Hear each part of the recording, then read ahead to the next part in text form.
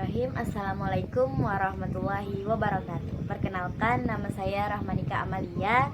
Di sini kami dari kelompok 5 ingin menerangkan tentang makalah yang kami diskusikan, yaitu tentang perkembangan TIK dan aplikasinya untuk anak SD selama pandemi COVID-19. Video ini kami buat untuk melengkapi tugas mata kuliah aplikasi komputer yang dimana dosen pengampunya adalah Ibu Dr. Andes Nur Hafizah, STMPD.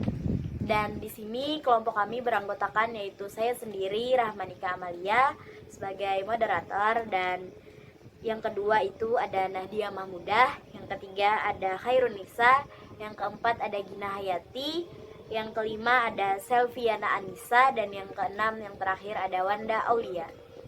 Di sini kami telah mengambil 5 tema besar untuk hasil makalah kami, yaitu yang pertama ada bagaimana perkembangan TIK saat ini, yang kedua ada seperti apa perkembangan TIK di dalam pendidikan, yang ketiga ada kegunaan TIK dalam pendidikan di masa pandemi COVID-19, yang keempat ada bagaimana pengaplikasian TIK pada anak SD di masa pandemi COVID-19, dan yang terakhir aplikasi TIK apa saja yang dapat digunakan anak SD selama pandemi COVID-19. Mungkin itu materi yang akan dijelaskan oleh teman-teman saya. Jadi kepada teman-teman yang lain, selamat memahami dan menyaksikan materi yang akan kami terangkan. Assalamualaikum warahmatullahi wabarakatuh. Perkenalkan, nama saya Nadia Mahmudah. Di sini saya akan memaparkan materi tentang perkembangan TIK, yaitu perkembangan TIK pada saat ini. Materi pertama yaitu perkembangan TIK saat ini. Yang pertama yaitu masa prasejarah.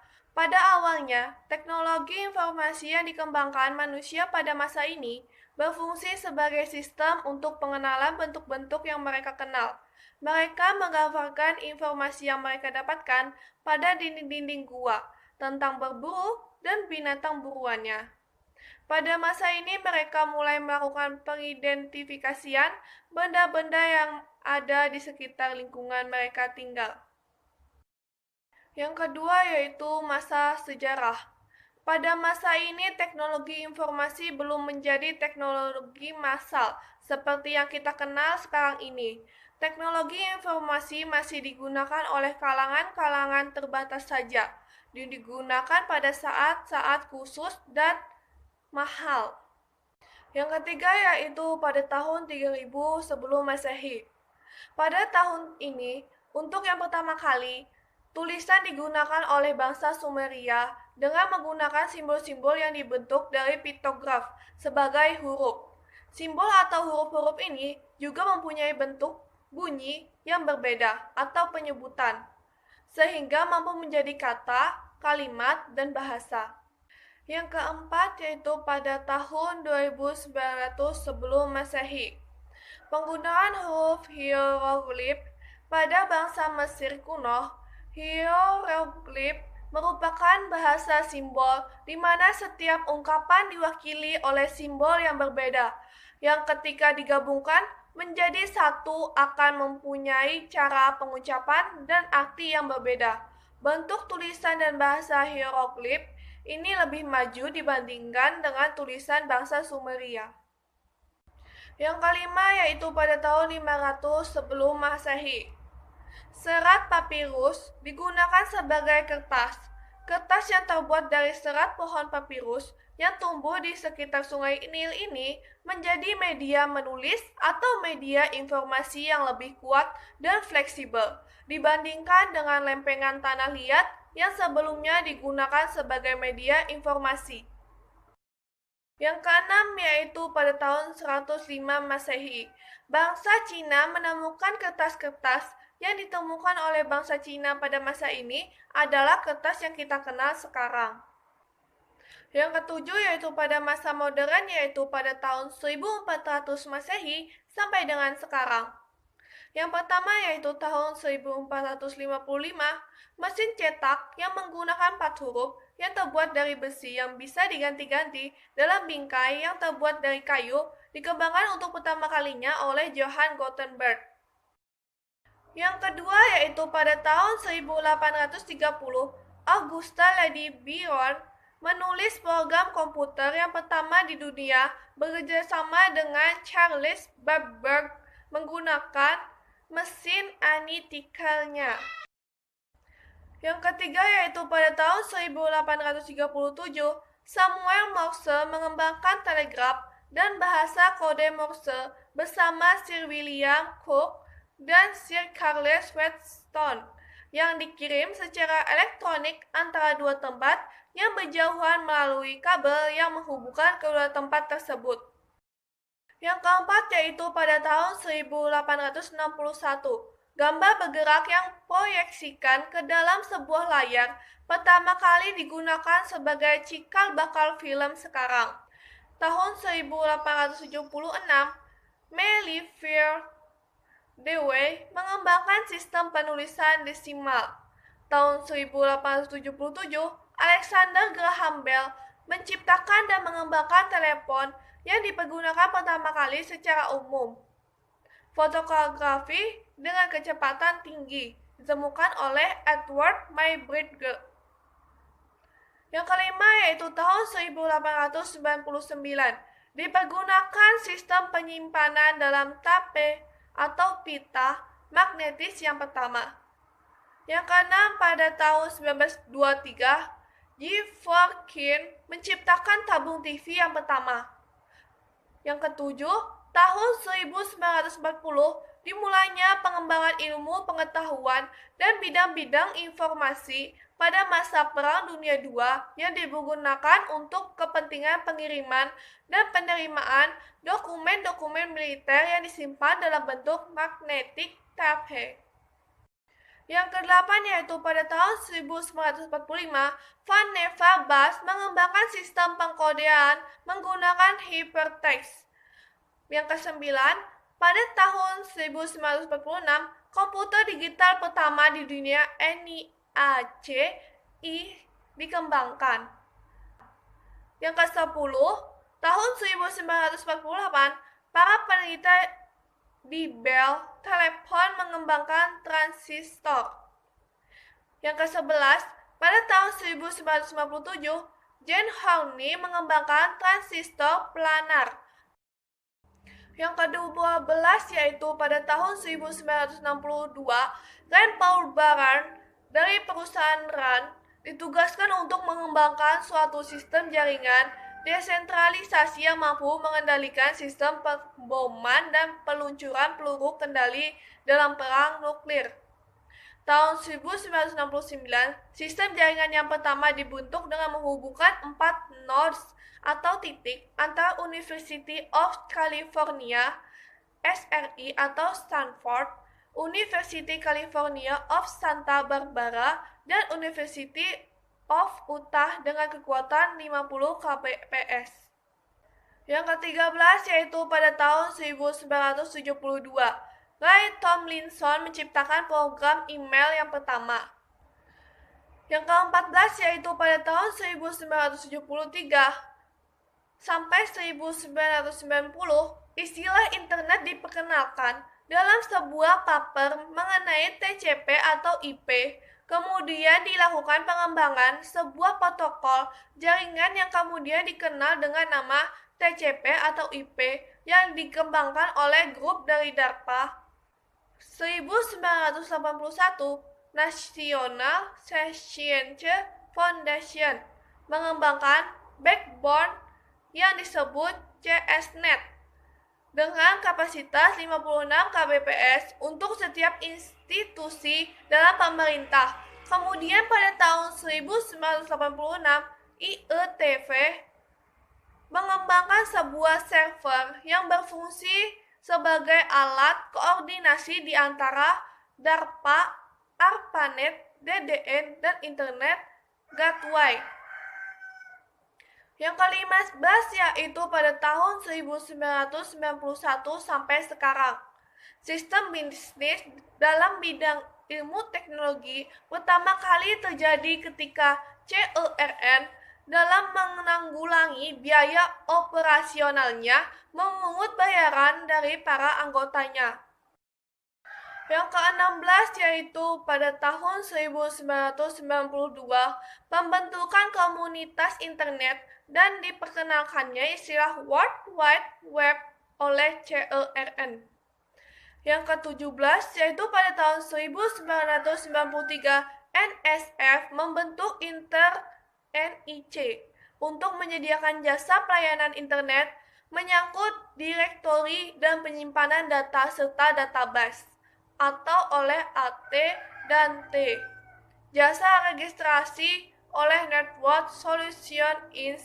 dan jasa informasi oleh General Atomics atau CERVnet. Yang ke-18 yaitu pada tahun 1994, pertumbuhan internet melaju dengan sangat cepat dan mulai merambah ke dalam segala segi kehidupan manusia dan menjadi bagian yang tidak dapat dipisahkan dari manusia. Yang ke-19 yaitu pada tahun 1995, perusahaan umum mulai diperkenankan menjadi provider dengan membeli jaringan di backbone.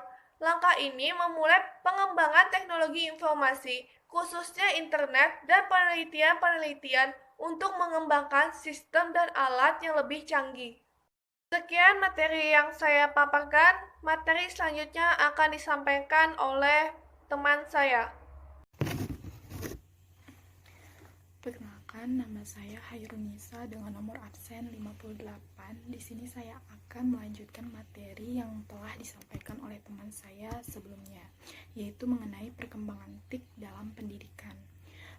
Tuntunan global menurut dunia pendidikan untuk selalu dan senantiasa menyesuaikan perkembangan teknologi terhadap usaha dalam peningkatan mutu pendidikan, terutama penyesuaian penggunaannya bagi dunia pendidikan, khususnya dalam proses pembelajaran. Di sini, institusi pendidikan Indonesia mulai berlomba-lomba untuk memanfaatkan teknologi informasi, komunikasi, atau yang disingkat dengan TIK, untuk pendidikan dengan membangun infrastruktur hardware, jaringan internet, pengadaan software, dan lain-lain. Semua itu merupakan sebuah bentuk usaha untuk memenuhi kebutuhan dalam metode pembelajaran yang lebih efektif dan efisien. Pelatihan tersebut seperti intelligent tutoring system atau ITS, komputer beside training atau CBT, dan learning system.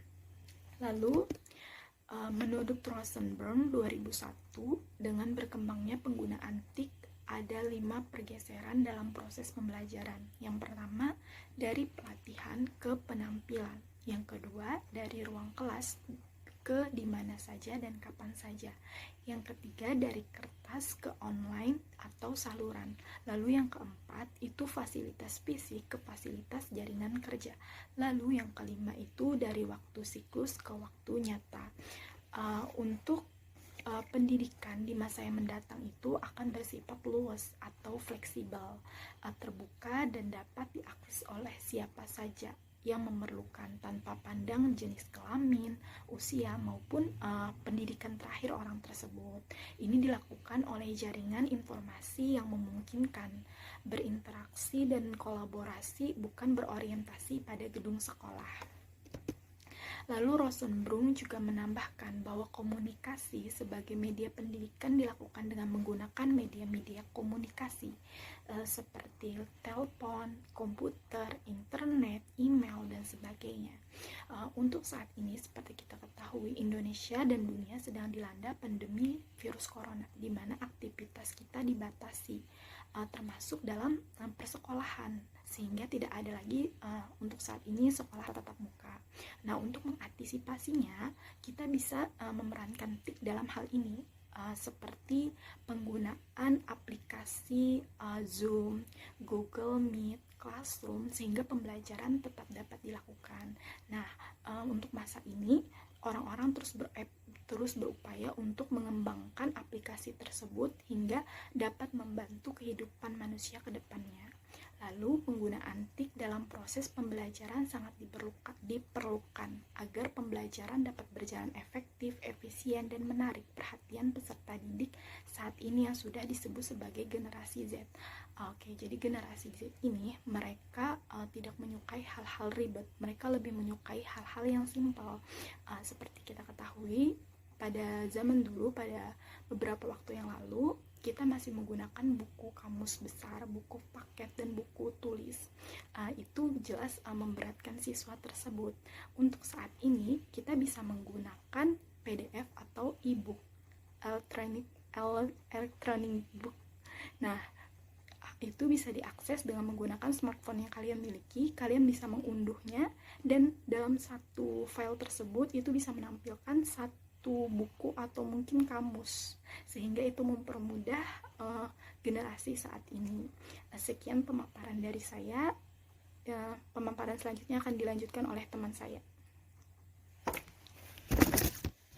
Baik, terima kasih. Perkenalkan, nama saya Gina Hayati. Di sini saya akan menjelaskan materi tentang kegunaan TIK di dalam pendidikan pada masa pandemi COVID-19 seperti ini. Melihat perkembangan zaman yang semakin meningkat tentunya di era digital seperti ini. Nah, jadi segala aspek kehidupan itu berkaitan dengan namanya teknologi informasi dan komunikasi. Tentunya pada pendidikan pun juga ada. Nah, jadi guru dituntut untuk bisa memanfaatkan dan mengaplikasikan TIK tersebut dalam proses pembelajarannya. Jadi pembelajaran jarak jauh yang atau dikenal dengan PJJ merupakan salah satu bentuk dalam pemanfaatan TIK di dalam aspek pendidikan. Dengan adanya PJJ ini bisa mempermudah proses pembelajaran karena sebagai penghubung di antara pengajar yaitu guru dengan para murid di dalam proses pembelajaran. Namun di dalam proses pembelajaran jarak jauh ini terdapat yang namanya kunci keberhasilannya, yaitu pada teknologinya. Apabila teknologinya memadai bagi guru ataupun bagi para murid, maka pembelajaran sukses dikatakan berhasil dan menghasilkan hasil yang bagus pada proses pembelajarannya. Selain itu, fungsi dari PJJ ini diantaranya sebagai alat bantu bagi para guru sebagai pengajar dan juga para murid di dalam proses pembelajarannya. Menggunakan atau memanfaatkan TIK ini di dalam proses pembelajaran bisa sebenarnya menunjang keberhasilan pada pembelajaran di SD yang lebih berkualitas seperti itu. Jadi guru bisa mempersiapkan pembelajaran seperti mencari bahan ajar ataupun metode pembelajaran agar nantinya bisa lebih mudah untuk memanfaatkannya atau menerapkannya kepada para murid. Tentunya disertai dengan teknologi yang baik tadi. Selain itu, misalnya di tengah pembelajaran, guru bisa menampilkan aplikasi atau penyampaian materi berupa audio, visual ataupun audio visual sehingga mereka dengan mudah memahaminya. Nah, tetapi selain begitu, guru juga bisa melakukan dengan sistem e-learning. Nah, pada sistem e-learning ini, para siswa bisa memanfaatkan waktu yang fleksibel dan melakukan kemandirian belajar. Jadi, mereka bisa melakukannya di waktu yang mereka inginkan seperti itu. Jadi, di dalam pelaksanaan seperti ini, guru sebenarnya dituntut untuk bisa kreatif dan inovatif dalam melakukan pembelajaran jarak jauhnya. Sehingga hal ini berupa didapatkan hasil yang maksimal yang sesuai dengan target yang diinginkan dengan tentunya keberbedaan karakteristik bagi peserta didiknya. Terima kasih, mungkin itu yang dapat saya sampaikan.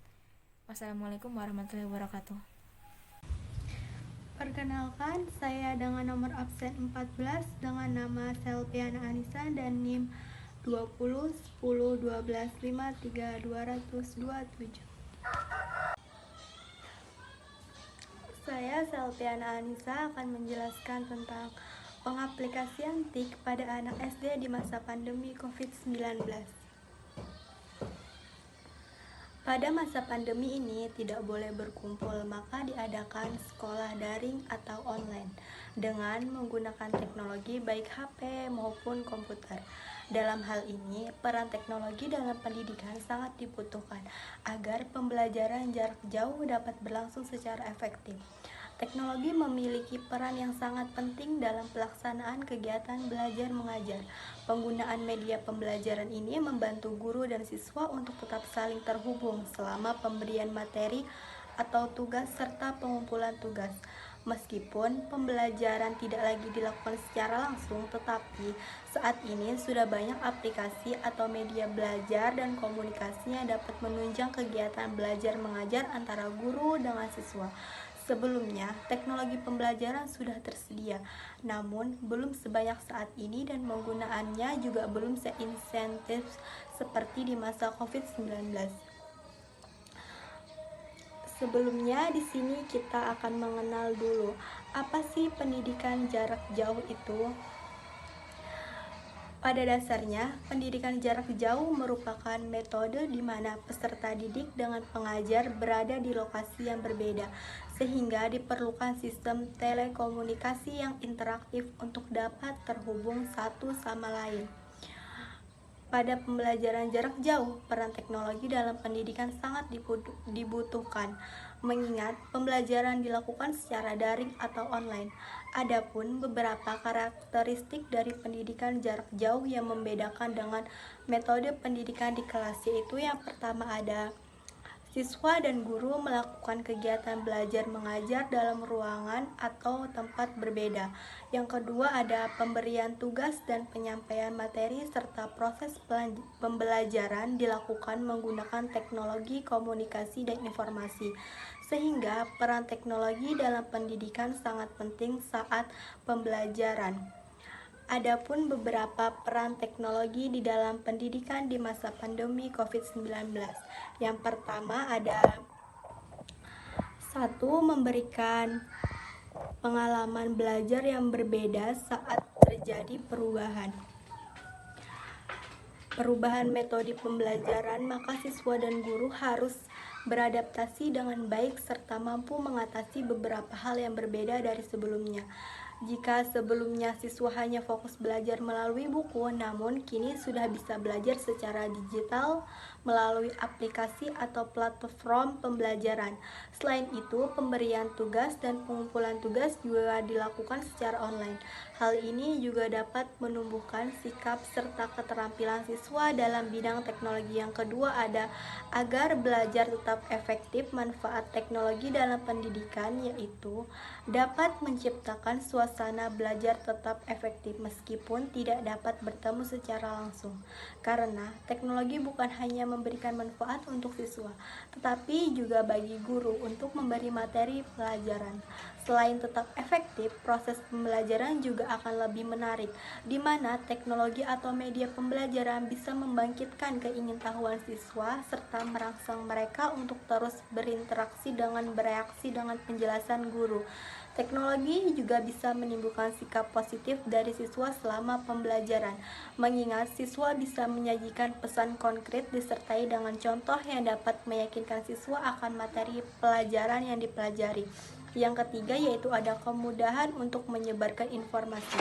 Peran teknologi informasi seperti media televisi maupun internet membuat siswa dan guru bisa mendapatkan atau menyebarkan informasi pendidikan dengan mudah.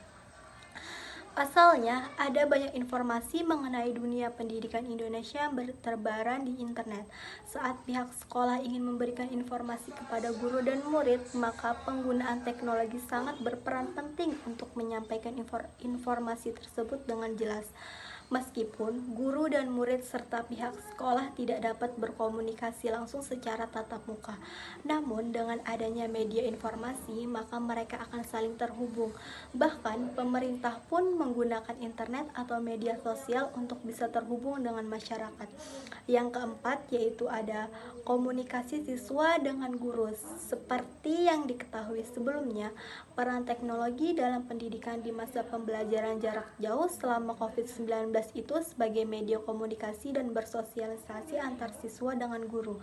Peran teknologi pendidikan membantu siswa dan guru untuk memperlancar interaksi. Apabila ada beberapa materi pelajaran yang tidak bisa dipahami oleh siswa, maka siswa bisa bertanya pada guru melalui media komunikasi seperti WhatsApp, Telegram, dan lainnya. Anda juga bisa mengetahui kondisi sekitar melalui teknologi. Yang kelima ada melihat hasil. Pencapaian pembelajaran melalui teknologi. Guru dapat melihat hasil pencapaian pembelajaran siswa. Guru dapat menilai siswa apakah mereka mampu menggunakan atau memanfaatkan teknologi selama pembelajaran jarak jauh dengan baik atau sebaliknya. Jika siswa dinilai mampu memanfaatkan teknologi, maka pencapaian pembelajaran sudah terlihat.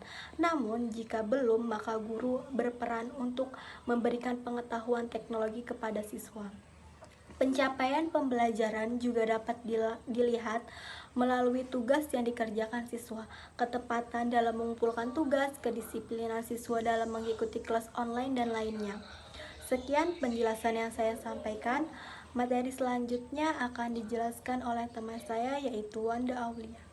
Perkenalkan, nama saya Wanda Aulia. Di sini saya akan membahas tentang aplikasi teknologi informasi dan komunikasi yang digunakan anak sekolah dasar selama pandemi COVID-19. Dengan kemajuan teknologi saat ini, cukup mudah mendapatkan pengetahuan secara online. Tersedia banyak aplikasi belajar online yang bisa digunakan oleh siswa selama berada di rumah. Tidak hanya para siswa, para guru pun bisa menggunakan aplikasi ini. Menyerupai pembelajaran tatap muka, aplikasi belajar online menawarkan berbagai macam fitur, diantaranya seperti materi tryout, ujian mandiri, atau soal-soal latihan. Materi yang disajikan tersedia dalam berbagai macam bentuk, mulai dari gambar, animasi, audio, dan video.